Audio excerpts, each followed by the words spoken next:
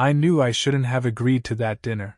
The moment we stepped into the private dining room, with its low-lit chandeliers and forced laughter already spilling across white linen, I felt like an intruder in a play where I didn't know my lines. The kind of place where wine names got dropped like credentials and everyone's smile was a little too fixed. She'd invited me, insisted, actually, with the kind of pressure that feels like a test. "Just come. It'll be fun," she'd said while half distracted, scrolling her phone. I'd learned over time that fun usually meant her kind of fun. Still, I showed up, buttoned up, smiled on cue. That's what husbands do, right? It wasn't my crowd. They were all hers, old sorority connections, work friends, the new yoga crew. She greeted them like a starlet stepping onto stage, cheeks kissing, hands touching arms, that high laughing energy that made people feel like she really saw them, even if she didn't. I stood near her, nodded when needed, said little, observed more. They talked about travel, Pilates, organic wines, real estate flips. Then the stories started, her stories, and that's when I felt the shift. One story bled into the next, and I became the punchline. Not with malice. No, that would have been easier. It was casual, breezy, thoughtless. She used to have the worst taste in men. One of her friends laughed, swirling her glass. "Remember that drummer guy? Oh God!" she giggled, waving a hand. "Honestly, I don't even know what I was thinking back then. Let's just say I've evolved." Then she glanced my way, tilted her head slightly like someone showing off a rescued stray. "I mean, if I met him today," she said, her voice lilting upward as if the punchline hadn't landed yet. "Let's just say he's not exactly the type I'd pick." It hit like a slow bruise. The words were feathered with humor, designed to pass as harmless, but I felt them echo down my spine. The table exploded in laughter, a few polite chuckles, a few louder ones, but one stood out. Sharp, male, confident. The man across from her, Travis, she'd said earlier, a friend from her gym, leaned back, laughed hardest. A deep, easy laugh that carried just enough familiarity to make me take a second look. He looked about 10 years younger than me, with that oversculpted casualness gym guys mistake for charm. I didn't laugh. I didn't even flinch. I just watched him, my smile faint and unmoving.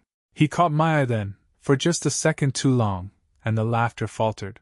She leaned over and squeezed my arm, still smiling for the table. "Oh, come on, don't be so serious," she whispered, barely audible over the conversation. "It's just dinner talk." I nodded once. Didn't speak. I let the silence between us tighten like a piano wire. She turned back to the group before it snapped. The rest of the night passed in a blur of half-heard anecdotes and performative delight. I played my role, the quiet, slightly awkward husband, nodding, sipping, fading into the backdrop. But my mind wasn't on the wine or the food or the dull ache building behind my temples. It was on the laugh. His laugh. Travis. The name echoed. Familiar somehow. The face. The laugh. It scratched at something buried deeper. As we left, she looped her arm through mine like nothing had happened. Like my silence was just part of my charm, the way background furniture doesn't speak. I helped her into the passenger seat and closed the door gently. Sat behind the wheel. The engine hummed. She scrolled her phone. Smiled at something. "You're being quiet," she said, her tone light. I didn't look at her. "Long day." She nodded, not pressing. "They liked you," she added after a moment. "You're just more of a thinker." "That's fine." The drive home was 23 minutes of silence. In bed, she turned her back to me and fell asleep quickly, the way people do when they're not carrying weight. I lay on the far edge, staring at the ceiling, the soft glow of her phone screen dimming slowly on the nightstand. That's when the memory returned. 3 months ago. Her gym routine suddenly ramped up. 4 nights a week. Always evenings. Always, girls only, workouts. One night, I'd walked past her in the kitchen. She was texting, laughing to herself. The moment she noticed me, the phone vanished into her pocket. "It's just Jen," she'd said, smiling too fast. That same laugh. That face. I'd seen him before. Not in person, but maybe in a photo, on a gym website, a newsletter she'd once left open on her laptop. The lines began to connect, and in that quiet dark, with her breathing soft beside me and the humiliation still burning low in my chest, I realized something important. She thought she was clever. She thought I wasn't watching. But I was. And I don't forget a laugh like his. Morning came like it always did, predictable, quiet, civilized. The kind of silence people mistake for peace. She hummed in the bathroom, running the hairdryer like a woman unbothered. I sat at the kitchen table with my coffee, staring through the window but seeing nothing. The steam curled up, soft against the morning chill, but my thoughts were sharper now. She came out dressed in black leggings and a pale blue tank, the kind that clung too well to bodies that wanted to be noticed. She poured herself a smoothie without looking at me. "Going in early?" she asked casually. "Yeah," I said. My voice was steady. "Practiced. Cool. I've got hot yoga with Gina and Mel. We might do brunch after. Don't wait on me." She kissed the top of my head like I was some kind of obedient dog and grabbed her keys. The door clicked shut behind her. I watched the second hand on the wall clock make a full rotation before I moved. She hadn't said Travis's name again since last night. She didn't need to. I could still hear his laugh, feel the way it landed. He'd laugh like a man who thought he knew something I didn't. That was the part one kept circling back to. In the car, on the way to the office, I kept my usual routine. But under it, everything had shifted. I wasn't reacting anymore. I was observing, cataloging, rebuilding the past few months in my mind with sharper focus. The gym obsession had started abruptly. Before that, it was occasional, weekend classes, casual jogs. Then one day, she started meal prepping like it was a second job. Protein powders, almond milk, charts on the fridge. At the time, I thought maybe it was about getting older. The usual things people wrestle with. I supported it, complimented her, let her disappear for hours at night because I believed in space, in trust. But trust has a funny way of making you blind, right until someone laughs at your expense. That night, she came home flushed and glowing. Brunch had turned into shopping, apparently. New yoga gear, a pair of overpriced sneakers, a long chat about how we don't challenge ourselves enough after marriage. "Don't look at me like that," she said when I didn't mirror her enthusiasm. "It's just talk. We're all figuring things out." I nodded, said nothing. Let her talk herself out. People always do, eventually. Later, she stood by the sink brushing her teeth. Her phone buzzed once, then again. I watched her glance at it without reacting. Just enough to know it mattered. She locked the screen and walked off to change. I picked it up. The passcode hadn't changed. That, in hindsight, was either arrogance or underestimation. I wasn't sure which insulted me more. I didn't read the messages, not then. I didn't want to feel. Not yet. I went to the call log. Travis's name appeared 5 times in the last 3 days. 2 calls were after 11 at night. She hadn't mentioned him at all since the dinner. That was confirmation. Not of what she was doing, but of what she was hiding. The next day, I started searching. Not emotionally, strategically. I started with LinkedIn. Typed in Travis, and added the city. Narrowed it down. It didn't take long. Travis H., personal trainer, recently certified. His profile photo was filtered to death, artificial tan, 2 bright teeth. But the laugh lines around the mouth were unmistakable. That was him. What caught my attention wasn't the profile. It was the overlap. Seeking opportunities in wellness-adjacent corporate spaces. Then I saw it. He'd applied, for months ago, for a junior development role at a firm I controlled through a shell holding company. One of many I kept at arm's length. On paper, I wasn't connected, but I knew every hire that passed through those doors. Back then, his resume didn't even make it past screening. But now he was in my orbit, close enough to laugh at me over wine. The next evening, she left again for yoga. Same story, same timeline. I waited 15 minutes, then checked her location. She still hadn't disabled sharing, another mistake. She wasn't at the yoga studio. She was 2 blocks away, at a smoothie place adjacent to a gym that stayed open late. I knew the area, knew the parking situation, knew the kind of lies that dressed up as health routines. I didn't follow her. Not yet. I wasn't looking for a confrontation. I wanted clarity. Patterns, not panic. Proof, not drama. Back home, I printed out her class schedule from the yoga app she logged into on our shared tablet. Then I pulled public gym check-in data from Travis's fitness coaching site. He posted his availability daily for clients to book him. They aligned. Not every time. But enough. 3 nights a week. Same time block. Same neighborhood. Coincidence wasn't that consistent. She came home later, hair damp from the shower she'd taken at the gym. Smelled like eucalyptus and lavender. Wore that same satisfied, faraway look. "You're still up?" she asked, dropping her bag by the door. Couldn't sleep, I said. I kept my eyes on the book I wasn't reading. She hesitated, then walked over and kissed me lightly on the head again. That familiar motion, the one that used to feel like love. Now it felt like control. I waited until she was asleep. Then I made my own list. Names, dates, call durations, schedule overlaps, financial transfers, anomalies. By midnight I had a working theory. She wasn't careless. She just thought I was irrelevant. But irrelevance has a shelf life. And I just started paying attention. There's a difference between suspicion and certainty. I wasn't interested in the former. That's where emotion lives. Raw, reactive, unreliable. Certainty is quieter. It builds itself brick by brick, no matter how much it hurts to watch the structure take shape. That week I made time. Not loudly, not disruptively, just quietly, deliberately, without altering my rhythm.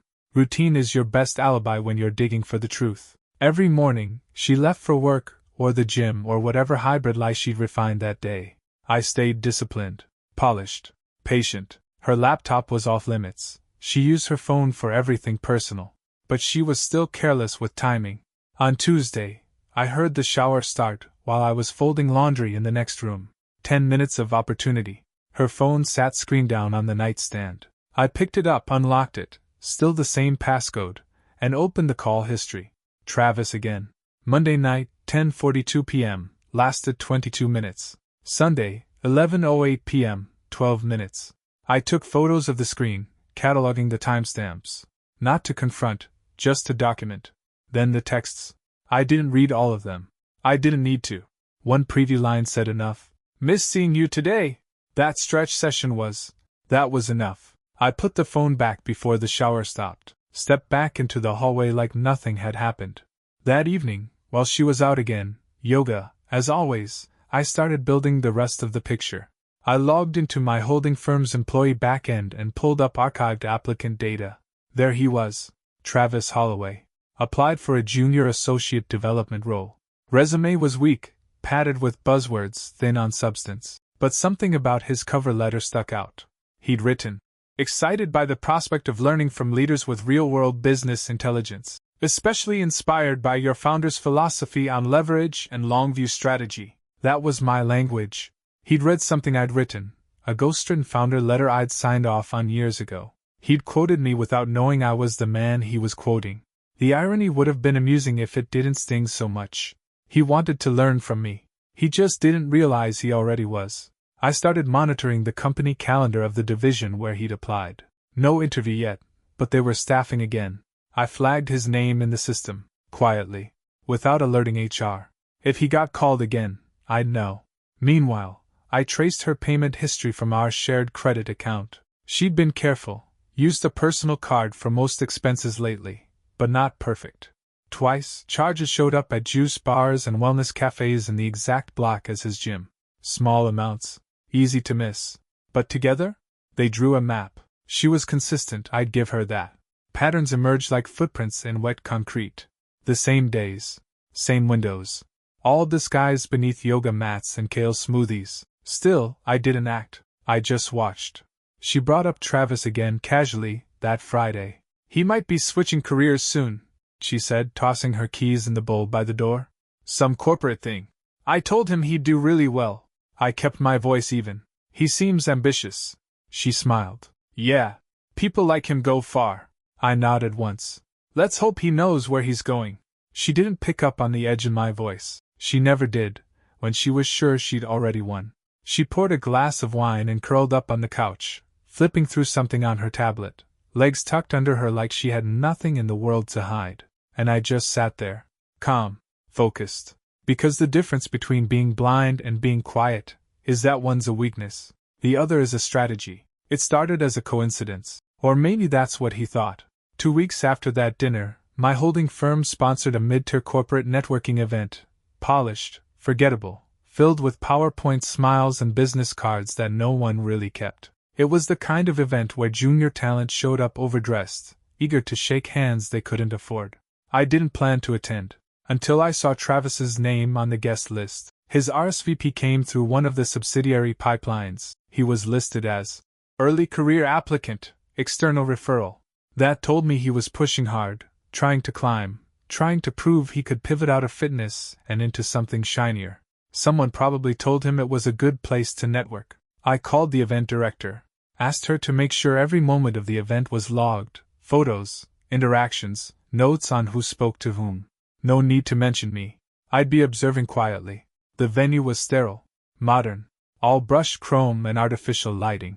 I walked in through the service entrance, deliberately, and watched from the upper mezzanine behind tinted glass, a quiet corner reserved for executives who preferred distance over presence. And there he was, Travis Holloway, dressed like a man who wanted badly to look expensive. Navy blazer, open collar, clean shave, that same polished overconfidence, but with a nervous edge now, the kind that shows when a man's out of his depth but still trying to bluff his way through. He was working the room, laughing too loud, leaning in too much, talking like he'd read 3 pages of a finance book and thought it made him dangerous. Then I saw it. He stopped at one of our division tables, shook hands, smiled, handed over his resume, and they took it. My division lead, Carla, greeted him warmly. She'd been told to do so. I'd made sure his resume was flagged for favorable review. Let it happen, I'd said. He walked away from that table glowing. Thought he'd impress someone. I left before it ended. No need to linger. The next day, Carla sent over interview reports. Travis H., raw but eager. Smart enough. Bit green. I told her to approve the hire. Offer letter went out that afternoon. Entry level. Modest salary. Trial basis. He accepted within 6 hours. 3 days later, he was officially on our payroll. I didn't announce it. Didn't mention it to her. Just watched her routine continue. Yoga nights, smiling texts, new gym leggings left hanging on the back of our bedroom door like quiet flags of treason. That weekend, she mentioned him again. Travis got the job. Isn't that wild? I told you he'd do great. I stirred my coffee slowly. Where? Some company. He said it's part of a bigger group. Wellness division or something. He didn't even realize until after the interview that it was connected to you. She smiled like it was trivia. Small world. Smaller than he thinks, I said. She didn't catch the tone. Or maybe she did and didn't care. The next week, he started. Entry level. No power. Just enough access to see the hierarchy, and who stood on top of it. But I didn't make myself visible yet. No need to rush the reveal. Timing is everything when you're rearranging someone's reality. It happened on a Thursday. She asked if we could host dinner again, something casual, just a few people. I could tell by the way she framed it that it wasn't a request. She was glowing again, overcompensating, pouring charm into every syllable like it would soften the truth she hadn't confessed. He's coming too, she added, like an afterthought. You remember Travis? I nodded once. Vaguely. She smiled. Be nice. By now, she didn't even bother calling it a girls' night or hiding behind yoga mats. He was just around, now part of her orbit, close enough to appear in our home, but still not close enough to tell the full truth. I set the table, opened wine, let the charade run its course. Travis arrived last, same blazer, that cologne I now associated with rehearsed charm. He greeted her first, quick hug, too casual, too intimate. Then he turned to me. Hey man, thanks for the invite, he said, holding out a hand. I took it, firm grip, eye contact. Glad you could make it. The others, 2 of her friends, 1 of their boyfriends, settled into conversation quickly. She steered it, as always, storytelling, laughter, inside jokes.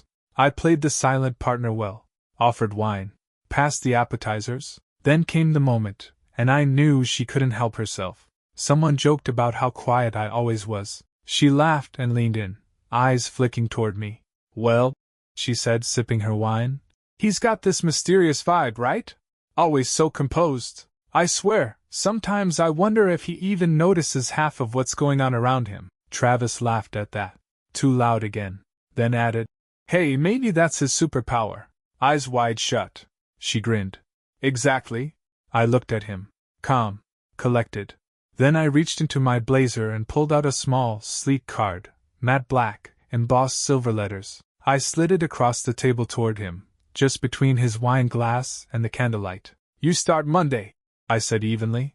Hope you like your supervisor. The room went still. He blinked, reached for the card, turned it over. The logo was unmistakable, the parent company that owned the subsidiary where he now worked. Below it, my name, my title. His mouth parted slightly. No words. Just silence. She sat upright, confusion blooming into realization. Wait, what? I looked at her once, then back at him. I hope you're as sharp as your resume claimed, I said. You're reporting directly to me for this quarter. I handpicked the assignments. He swallowed. I didn't realize. Most people don't, I said. Her voice broke the silence next. You knew? I kept my expression neutral, I observed. That's all. Travis set the card down like it burned. No one at the table spoke. Her friend coughed awkwardly. Someone sipped water. She turned toward me, trying to recover. So this is, what, a power play? I finally looked at her. Fully. Cold and level. This is a professional relationship, I said quietly. Welcome to it. The rest of dinner was silence and half-finished plates. He left first, mumbling something about early meetings. She didn't walk him out, and when she closed the door behind him, she didn't speak. Not immediately. I walked past her, took the wine bottle, poured one more glass, sat down alone at the table and let the silence settle like dust. She stayed in the hallway frozen. The woman who laughed so easily in front of others now stood without words. And I didn't need to raise my voice, because silence, when timed right, says everything. The next morning, she didn't speak. She moved around the house like a ghost in her own story, loading the dishwasher with unnecessary precision, folding a blanket that didn't need folding. I sat at the kitchen table, phone in hand, scanning reports from the office. Routine. Focused. She finally broke the silence. You planned that. I didn't look up. I planned clarity. She scoffed, low and bitter. That was calculated. Cruel. I set my phone down and met her eyes. You invited him into our home. I gave him a job.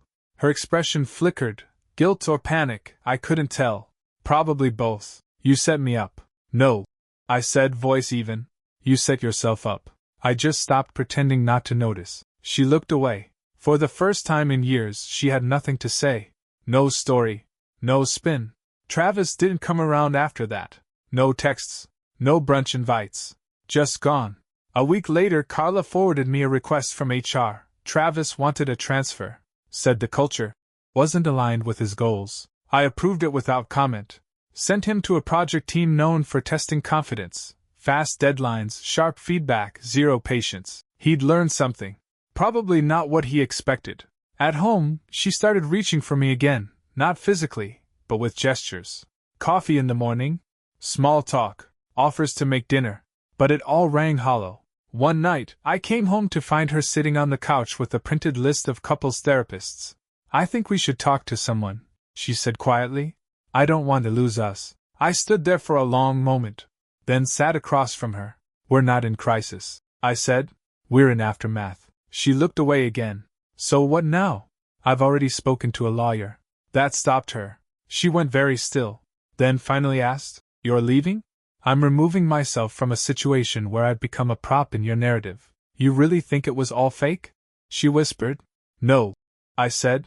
I think it stopped being real the moment you started performing for an audience. The next week, I moved out. Lease was already signed. Quiet neighborhood. Minimalist apartment. Clean lines. No shared drawers. The lawyer filed the paperwork 2 days later. I didn't gloat. Didn't post online. Just moved forward, one piece at a time. Whispers started among our friends. A few mutuals called me, fishing for details. I gave none. But screenshots started circulating. Messages from her phone that someone had captured. Conversations between her and Travis. Mocking. Personal. One of them included the line, He's so passive, he probably wouldn't even notice if I left him a note. She tried to control the narrative. He's overreacting. We were just close friends. It got misread. But it didn't hold. Some believed her. Others didn't. One couple, friends of mine since college, quietly stopped inviting her. A colleague of hers, someone she used to brag about impressing, texted me. Didn't realize how badly she'd misjudged you. You handled this differently. I didn't reply. Because at that point, there was nothing left to explain. The fallout wasn't loud. It wasn't dramatic. It was just thorough. And for the first time in a long time, the silence around me didn't feel like absence. It felt like control. Some men collapse under pressure. Others adapt. Travis adapted, or tried to. He kept his head down after the transfer, but the damage was already done. His name carried a quiet weight now, not scandal, not fame, just a kind of knowing silence among those who mattered. He lasted 5 months. Then he requested a move again. Lateral shift. Smaller office. Farther from headquarters. A polite way of exiting a room where no one spoke his name, but everyone remembered what he'd walked into. I never spoke to him again. Didn't need to. But I saw his face once, in a team photo emailed out by one of the satellite teams. Group of 20, all smiling. He stood in the back row, expression flat. Not ashamed. Not angry. Just subdued. He'd learned something. Just not from the mentor he imagined. As for her, the silence widened. She stayed in the house for a while. The real estate agent I hired told me she hesitated when they came to photograph the space. Said she kept adjusting pillows, as if the right angle might make it all look lived in again. It sold quickly. The financial split wasn't kind to her. Most of the holdings were structured in my name or layered through firms she never understood. Legal, clean, airtight. She fought at first, then stopped. Some part of her knew she'd burned through more than trust. Afterward, she tried to message once. Just one line. I miss when we were us. I didn't reply. Because that version of us no longer existed. And if it did, I wanted nothing to do with it. Life didn't rush to fill the space she left, and I didn't expect it to.